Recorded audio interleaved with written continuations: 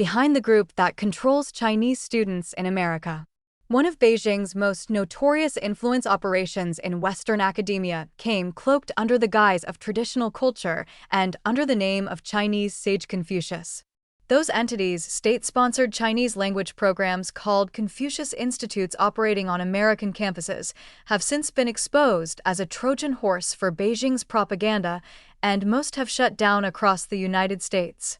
But another lesser-known cradle of influence in the Western academic world remains in place, hiding in plain sight under an innocuous acronym, CSSA. CSSAs, or Chinese Students and Scholars Associations, are found across American campuses and act as a ready lever for Beijing to virtually hold Chinese students hostage, say activists, former club leaders, and experts.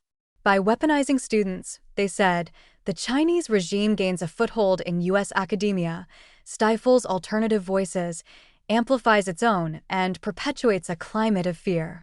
The Trump administration has been simultaneously pushing back against the Chinese Communist Party's influence operations on American soil, while also wanting to keep Chinese student numbers high. Those dual goals make it imperative to curb the CSSA's coercive tactics and sever its ties to the party, China watchers say.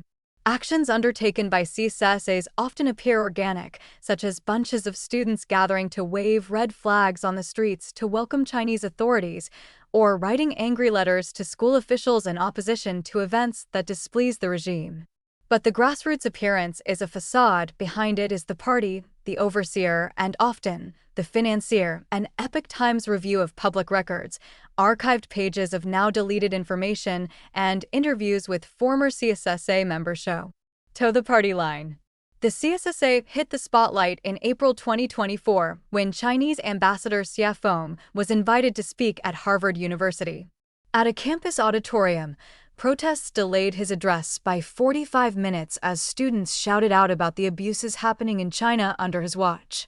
When student Cosette Wu unfurled a protest banner, a CSSA leader, Zhou Hongji, made a beeline toward her, grabbed her by the arm, and dragged her out of the room.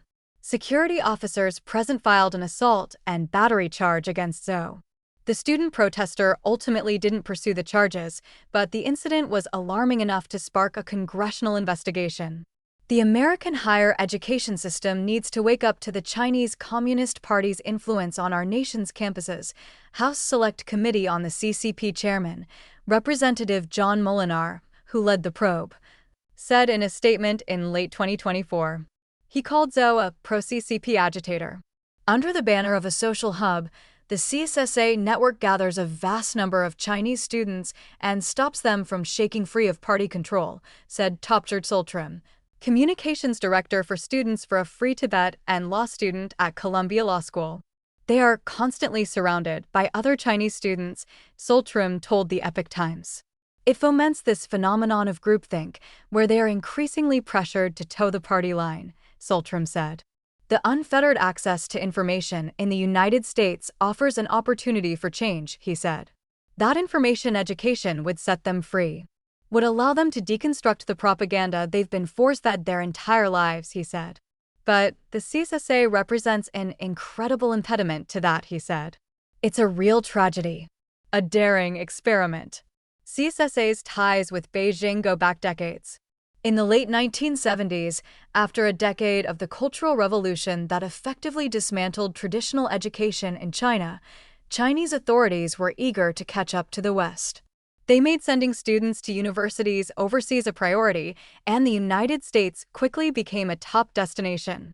As the overseas student population swelled, regime officials facilitated the creation of CSSAs globally and used them to keep tabs on students and keep them in check with the party, in both speech and action. Frank Xiatian, who teaches an online MBA program at the University of South Carolina-Aiken, experienced what it was like to go against Beijing's plan. Xia arrived in the United States in 1986 as a doctoral student in chemistry at Purdue University in Indiana. He joined the local CSSA, appreciating it for much-needed services such as apartment hunting, airport pickup, and grocery carpooling. But soon, He learned that the Chinese consulate had handpicked the CSSA president and paid him a small stipend, while he monitored his peers and reported back to officials. Unwilling to remain a puppet of the Chinese Communist Party, Xia said he joined the next election and became the vice president. Banding with like-minded students, Xia said, they publicly exposed the CSSA leader's chumminess with the Chinese consulate and voted him out. The yearning for independence reverberated further in 1989. Shaken by the Tiananmen Square massacre, Xia led Chinese students across Midwest America to break the CSSA's ties with Beijing. That August, more CSSAs followed suit, and the Independent Federation of Chinese Students and Scholars came into being, connecting more than 200 U.S. universities. Because of the blood spilled in Tiananmen Square, U.S. authorities issued a blanket waiver to Xia's generation of students, providing them with a pathway to escape the regime's retaliation and stay in the United States. But after their cohort graduated, Chinese student networks gradually fell back under the control of the consulates, he said. Xia called his generation the idealists. Distancing themselves from Beijing's hands, however briefly, was a good experiment, he told the Epoch Times. He said it was exactly in the same spirit as the Tiananmen Square students. We want to be independent. We want freedom. We don't want to be under party control. No compunction. CSSAs used to openly tout their affiliations on their official student group pages. In 2016, the Chinese embassy still listed dozens of US-based CSSAs on its website. Most clubs have since removed such references in recent years, playing down the CCP connections that are increasingly drawing international scrutiny. Behind the scenes, though, Beijing's influence has persisted. That tie was prominently displayed in 2023, when Chinese leader Xi Jinping visited San Francisco for the U.S. China summit. Days before Xi's arrival, CSSA leaders in several California universities began discreetly rallying their members to create a welcoming crowd for Xi at the airport. All expenses, including transportation, hotel, and food, would be covered. Two CSSA presidents from the University of California, Los Angeles, and the University of South Carolina said in separate internal chats, according to screenshots obtained by the Epoch Times. They called the event an honorable mission with significant responsibilities and reminded people not to travel on their own and to keep the information to themselves. Chinese state media photographed them waving Chinese flags in a portrayal of ground-level enthusiasm. Excluded from the Chinese reports were protesters such as Soltram, who had also gathered. His advocacy group made up part of hundreds of protesters who had gathered to call out the human rights abuses under communist rule. CCP supporters, including some who appear to be students, tailed a Uyghur labor camp survivor and tried to cover her in giant red flags, according to videos reviewed by the Epoch Times. The individuals then turned around, smiling, to pose for photos, with one student group displaying a banner showing the CSSA logo. More than one student, noticing Soltram filming them, gave him a middle finger. They act with no compunction, with no reservation, externalizing that hatred for the world to see. They're proud to have it caught on camera, Soltram told the Epoch Times. Comfort zone. Beijing has long viewed overseas Chinese students as an important asset. Xi, as early as 2015, described them as a new focus for the United Front effort, the political strategy blending engagement with espionage to elevate Beijing's global influence. In the 2023 to 2024 academic year, the United States hosted some 1.1 million international students seeking higher education, according to data from the Institute of International Education. About 1 in 4 of them came from China. Away from their motherland and facing a culture shock, students instinctively lean on each other, and the CSSA throws parties and other events to provide just such a gathering space. It's a comfort zone, said Steve Tao, who had served as treasurer and later the vice president of the CSSA at Northwestern University. But the comfort zone is open only to those who embrace the CCP's values, various incidents have shown. In 2017, University of Maryland student Yang Shuping received a barrage of attacks on the Chinese internet for praising America's sweet and fresh air and freedom of speech not found in China. The school's CSSA posted a video titled Proud of China UMD, showing various pictures of blue skies in China, while a former CSSA president denounced Yang on Chinese state media, saying she was insulting the motherland to grab attention. Yang quickly issued a public apology. The club's handling of the incident earned approval from a Chinese embassy official, who met with CSSAs from 14 schools around Washington shortly afterward and encouraged other chapters to follow suit. Various top U.S. university CSSA leaders confirmed they consider such actions imperative for the club. A lot of overseas students told me that you love your country even more when you are outside the country. This is so true, one Johns Hopkins CSSA president told Chinese state media in 2017. When an anti-China professor hosted seminars on Tibet to distort facts, he said, the normally reserved Chinese students would stand up and fight with all their might for the motherland. Chinese officials routinely grace CSSA events, hailing the network's role as a bridge and encouraging them to tell China's story well. According to Tao, the Chinese consulate would wire money to an account associated with CSSA, known to only a few core club members. They give the money, and you do the work. It's just that simple, Tao said. Mia Zhao of Texas A&M University CSSA told the Epoch Times her club received about $3,000 between 2016 and 2017, their sole source of funding for the year. Various consulates have also issued accolades to CSSA leaders. One such award went to the University of California, San Diego CSSA after it tried to prevent Tibet's exiled spiritual leader Dalai Lama from speaking on campus. We are never alone, wrote the university's CSSA in a May 2017 web post after the Chinese Consulate Award ceremony. The CSSA always stands behind us, and our motherland is always our staunchest backer. Many Chinese consulate posts on these distinctions have appeared to be gone offline, but approbation continues to come in other forms. In May 2020, Beijing-aligned groups honored the U.S.-based CSSAs with the Top 10 Outstanding Youth title over the group's effort to organize fundraisers and donation drives to support China's domestic pandemic fight. Blowback. The regime, though, turns on those it claims to support in a heartbeat. Tao learned he was on Beijing's blacklist shortly after his club's Chinese New Year gala in 2019. In a hushed voice, the Northwestern CSSA president told him to be careful. The Chicago Chinese consular official who attended the event had specifically instructed him to kick Tao out of the club and alienate Tao from the local Chinese community. It was a surprise to Tao. In the years since he arrived in the United States, he had avoided direct interaction with the consulate in any setting. But somehow the Chinese officials tracked him. Tao's main so-called sin appears to relate to his personal blog, where he muses on everything from philosophy to his personal life, including his faith, Falun Gong. The spiritual belief, which espouses the values of truthfulness, compassion, and tolerance, has been a trigger in China for more than 2 decades. Communist authorities in 1999 branded Falun Gong practitioners as state enemies and have imprisoned and persecuted them since. Tao had taken a risk in creating his blog site. He said when he was setting it up, "My hands were shaking." But over time, he overcame the fear, seeing the blog as a platform to exercise his freedom of expression.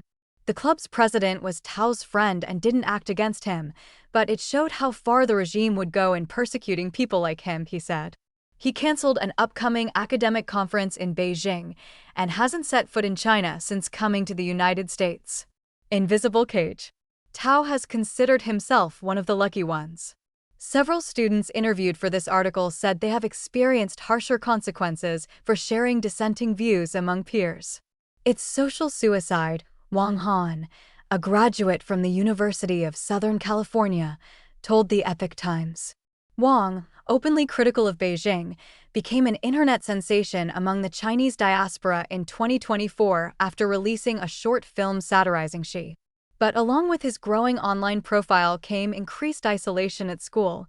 Some Chinese acquaintances cut off contact, while others kept a distance. Such is the outcome of years of brainwashing education in China, said Xia, the South Carolina professor. Systematic indoctrination since childhood programs students in a way that they think and act in step with the party, knowingly or not, he said. confronted with circumstances that do not align with Beijing's rhetoric, that brainwashing mechanism then activates. It's an invisible cage, Xie said. New York-based Shenyun Performing Arts proved to be a trigger to CSSA members. Established with the goal of showcasing what it describes as China before communism, Shenyun has long been a thorn in Beijing's side. Each year, as it tours around the world, Chinese officials contact theaters and dignitaries to demand that they withdraw their support. In 2023, 2 Chinese agents, flashing rolls of cash, tried to bribe the IRS against the art group. When the CSSA at Texas A&M University learned that Shenyun was scheduled to perform at the university's Rutter Auditorium, the club sprang into action. The CSSA president and other members registered multiple complaints with the school president. One Chinese student claimed the performance would make the environment not safe. On Chinese social media platform WeChat, they created a chat group to strategize how to hamper the show. The Chinese consulate also got involved, telling the club they would deliberate on how to intervene, screenshots obtained by the Epoch Times show. Jim Wan, a student who helped to promote the show, tried to voice a different view. "Don't buy into the propaganda in China so easily," he recalled writing in the chat. In an instant, the group administrator kicked him out. With each CSSA, the CCP inserts a hand into these universities, Wan told the Epoch Times. They practically turn students into agents for them. National security decision. The risk of offending the CCP causes many to keep critical opinions to themselves, even in the United States, analysts observe. They don't say anything out loud, June Teufel-Dreyer, a political science professor at the University of Miami, told the Epoch Times. They know that if they become outspoken, it will become very hard to find a job when they go back to China. In private talks with sympathetic Chinese students, Sultram learned that Chinese authorities have used protest videos from his group as cautionary tales to other students. They played the videos inside China to students bound for America, portraying the activists as violent and warning the students to steer clear. Washington in recent months has intensified scrutiny of Chinese students. In August 2025, a master's student in philosophy said immigration officers in Houston sent him back to China after discovering he was part of a CSSA Chinese student freshman group on WeChat. The student said a customs officer also flagged a document on his laptop in which he had pledged fealty to the party and Xi. The Epoch Times reached out to Immigration and Customs Enforcement for comment. The same month, the Trump administration moved to tighten student visa duration, proposing a 4-year limit on student and exchange visas. Every single visa decision is a national security decision, State Department spokesperson Tommy Pigott told the Epoch Times in June when asked about CSSA's influence. The American people want that to be taken seriously, the ability to properly vet certain rules, regulations. Sparks of hope. Lawmakers, analysts, and dissidents who spoke with the Epoch Times say that background screening is welcome if done right. It's not this idea of us being against Chinese international students or international students writ large at all, Sultram said. Rather, he said, the focus is on rooting out pro-CCP hateful rhetoric and activities. Many of these students just want to learn and contribute and do their jobs, but they are leveraged by the Chinese Communist Party, and so we need to vet. Representative John Molinar, chairman of the House Select Committee on the CCP, told the Epoch Times. Any student who comes to the United States shouldn't have ties with the Chinese military or act under the regime's orders, and higher education, which is a soft target for exploitation, calls for particular scrutiny, he said. Representative Zach Nunn, who sits on the committee, took a historical perspective. At Tiananmen Square in 1989, the Chinese regime rolled out tanks on pro-democracy student protesters calling for reform. More than 3 decades later, we see China doing a deep reach across the ocean into U.S. universities, he told the Epoch Times. We've seen Chinese operatives use academic institutions as power bases to be able to intimidate, to steal, he said. They may have come on academic visas, he stated, but they're really operatives, whether willingly or unwillingly, tethered back to Beijing. That's frightening, Nunn said. During Xie's student days, CSSA leaders were Beijing's chief eyes and ears on international campuses. Today, there are more high-tech tools aiding the regime, but the human element remains just as vital, Xie said. It's becoming more subtle, maybe more behind the scenes. The regime is still in control, he said. But cracks are showing. After years of COVID-19 lockdowns in China, youth led sporadic protests nationwide and around the world. The protests were ultimately suppressed, but it shows that the struggle for freedom hasn't died, Xie said. That's definitely a sign, he said. Let's just hope.